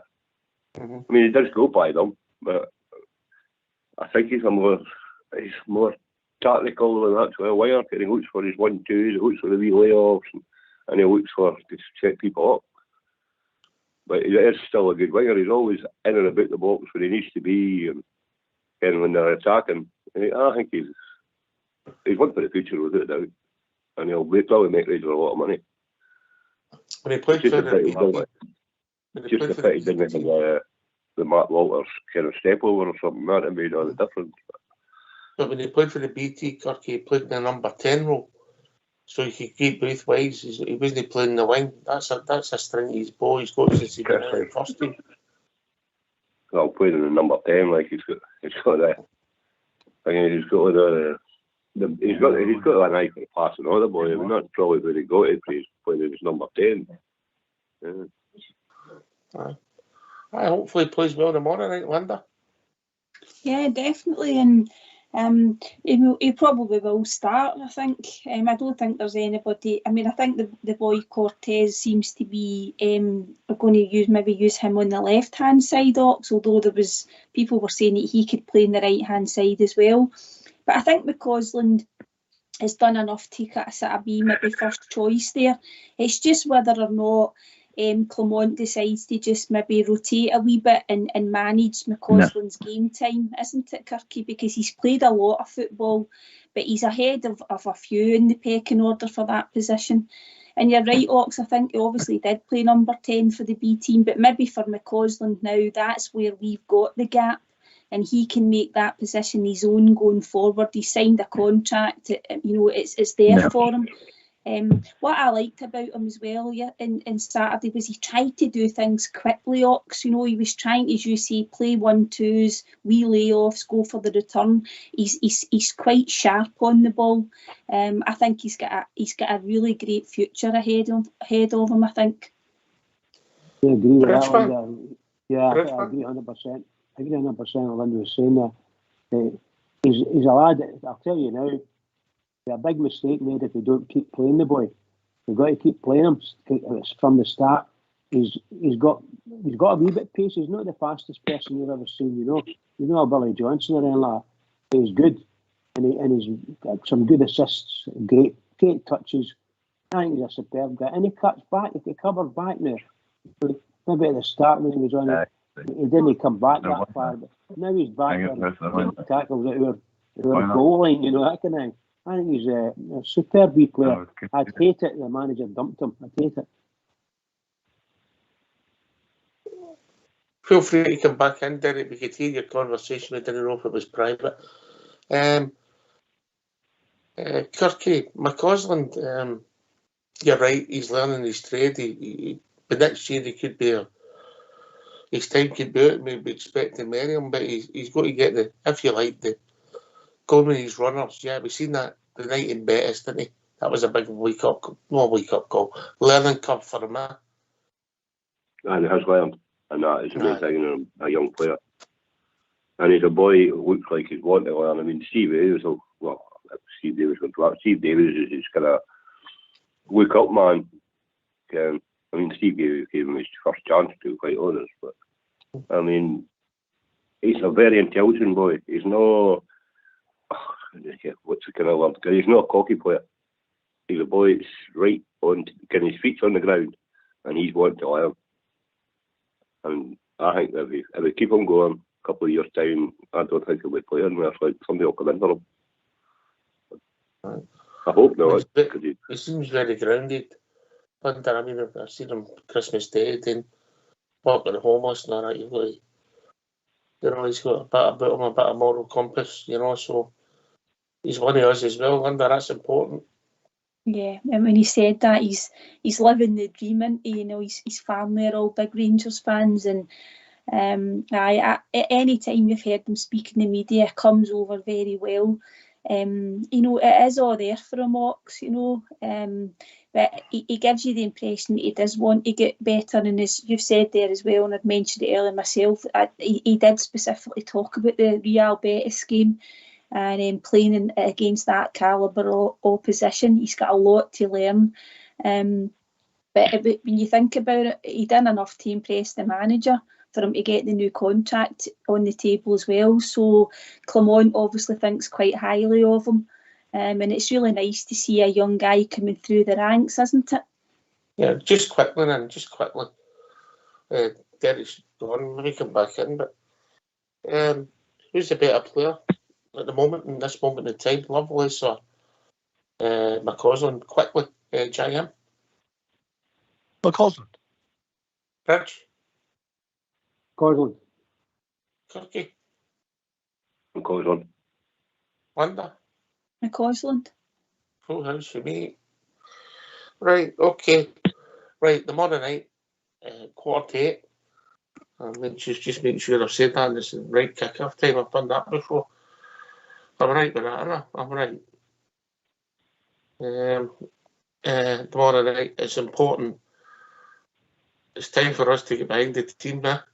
Jaya. Yep, 100%. Time for the fans to, you know, back the team, make it like a European. So 8:15 we start for the team coming out at 8 o'clock. Carry on. Yeah, there we go. 8 o'clock start. No, absolutely, 100%. I think this one, you know, sometimes it's up for the players to get the fans going. Maybe on days like Saturday afternoon, you know, going in Livingston should be a dull game, but tomorrow night fans definitely got to play their part from the start. Also, as hard as it is to be patient as well. But no, I'm really looking forward to it, and I believe it's on Sky tomorrow night, isn't it? So let's see some bang average games in England out on the telly. So let's give them, you know, something to watch, show that we are a good side, and show some atmosphere as well. Get the place rocking, Bridgeman. 100%. Rocking from start to finish. Let's do it. Even before the game. Show them that we're a good crowd. for a happy crowd, for teams good, or are we going to support them? That's what you need to do. All this vociferous from the start to finish. Kirky. Oh, yeah, the fans will get behind the players tomorrow night. There's a lot of confidence in the fans now. Like you can see, they're trusting the manager. I mean, even you can't protect the team. That man's getting out now because he's getting all the players up to the same kind of take you out and put them in. You didn't see the difference now. We never had that for a long time, really, quite honest. Mm-hmm. And he's working hard on those players that's not in the team. And as you say today, that was saying today that even though the injured players are there listening to how he wants everything to be happening. So when you come back to care exactly, so there's no be less like get yourself fit or care in the fitness rooms and that. They're there and they're all speaking together. He's got that team as one rather than like individuals. And you can see that they're playing. I mean, even that wee laugh you had with what do you call him? The left back, Yedvan and Tavernier arguing whether it's a cross or a goal. Like, that's just, it shows how happy that dressing room is. And it's just, he's got everything ticking the way he wants it. And as I say, the fans last night, they will be up for it. We owe them one, like. Yeah. All the games now for the end of the season, I'm taking away games as a given, Linda, but we've got a job today as fans at Ibrox. Yeah, and their manager talked about that very soon after he came in, Ox, didn't he? That was it. He said the synergy between the fans and the players, and you know, and it's a really strong thing to have. And he was trying to, you know, he talked about it a lot, and it was something that he wanted to get back. And he knew that they had to earn it because they needed to start playing, you know, winning games and playing some decent football. But certainly, you know, he mentions it all the time. He talks about the stadium and he loves it. He loves managing a club where there's lots of passion. So, yeah, we have got our part to play. As the guy said, under the lights, I think the weather's to be okay tomorrow for a change. You know, it'll be maybe, you know, a good pitch to play on. And as we said earlier, Aberdeen might come out and try and play a bit of football, but as you say, Ox, it's all about how we play, and if we turn up, we should win. Yep, you're right. We talked about arrogance earlier on. I don't know if this is arrogance or stupidity. Southside's just messaged me with 6 teams for tomorrow night. JM, if you're interested, there. Motherwell, Southampton, Stevenage and Bolton. Tell them thanks, but no thanks. Yep, I'll give you that again. You know, I know people will be really interested. Coventry, Bristol Rovers, Motherwell, Southampton, Stevenage and Bolton all to win tomorrow night. I'll take a look at that for a bit of fun. Right, okay, right. It's a big game tomorrow night. How's it going to pan out, Kirky? I'll go 3-0, Rangers. Oh, top of the league. I like it, Turkey. I like where you're coming from. Bridgeman, I know you're waiting for that result, but how do you see the game panning out? I think we'll win. I think I'm convinced that we're going to win. The manager will have them turned out well. My scoreline will be 1-0, but probably it could be. I can't disagree with anybody who says 3 or 4-0. I'll go for a 1-0. Turned out well, Scott Wright must be playing. Linda? I'm going to go for the 3-0, and I'll even give you my goal scorers. I'm going to go for Silva for a double, and I think young Ross will chip in with one. All right, okay. Jayam? I'm going 5-0 the Rangers. We've got a big Rangers supporter in one dugout and Phil Clement in the other dugout, and I think things are going to go well tomorrow. Nice one. Yeah, listen, for anybody that missed it, Southside Super 6 for tomorrow night is Coventry, Bristol Rovers, Motherwell, Southampton, Stevenage, Bolton. Yep. Right, okay, well, we've reached that time of the evening. Would you believe it? Last word for your good self, Kirky. Thanks very much for having me. The best show in town again. So, always a pleasure to have you on, mate. You always make me right for me, like. I've been going through a hard time health-wise, but I'm all right now again, right? So I'll be back on pestered again shortly. No, we always like to have you on, mate. As I said, mate, it's always a pleasure, mate. Hopefully you're...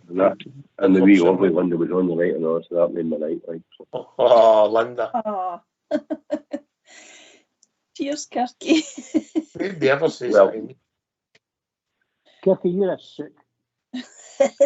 About what? You're a sook.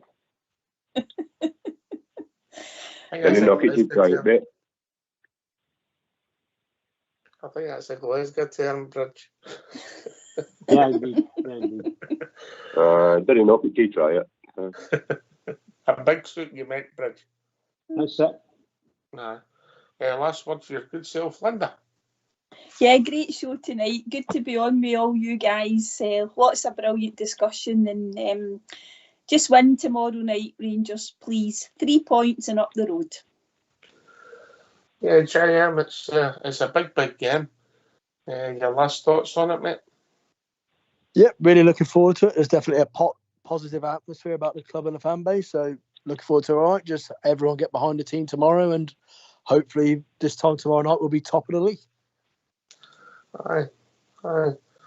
Bridgeman, before you say cheerio and that, and that was your famous shout out, just did you see this coming when Beale left in October? In February, if we win a game by 3-0, we can go top of the league. To be honest, I don't know if maybe some guys have got a bit more foresight than I have. I never dreamt we would be here. I'll tell you what, I'm so happy. I'm so happy. At least we'll get the chance. And as we're just saying there, if we win 3-0 or more tomorrow night, then we're going to go top of the league. And that's a place we haven't been for ever such a long time. It seems like anyway, although it's only 2 seasons ago when we won the league. But, it's just there. And this guy, this Clement has come in and he's kind of changed the place, changed the face of the place, changed the players in there and their attitude anyway. So we'll see what happens. But we've got 15 games to go till the end of the season. And tomorrow night's the first one. So we've got a big mountain to go yet, and every one of them is going to be the game of the season for us if we can keep winning. Just keep winning, Rangers, that's all I want. Can I just say to all the Rangers fans all over the world, and particularly Rangers fans on here on Rangers Radio, huge game tomorrow night, even more huge than the biggest game of the season. This is it. It's going to come and hit us. I'm going to Ibrox and I'm going to enjoy myself. Hopefully our team wins. Let's get into them. So everybody, keep it going for the Rangers, because the Rangers really need us. Keep it going. Can I thank Bob Jared who joined us at the start of the show, Derek who joined us, and of course Kirky. Thanks to JM, Linda and Bridgeman for doing the show. Fox and Old School Blue for doing the technicals. This has been Rangers Radio. We'll be back tomorrow night at 7 p.m. with our pre-match shows we build up to a Rangers victory home to Aberdeen. Take it away, Old School Blue.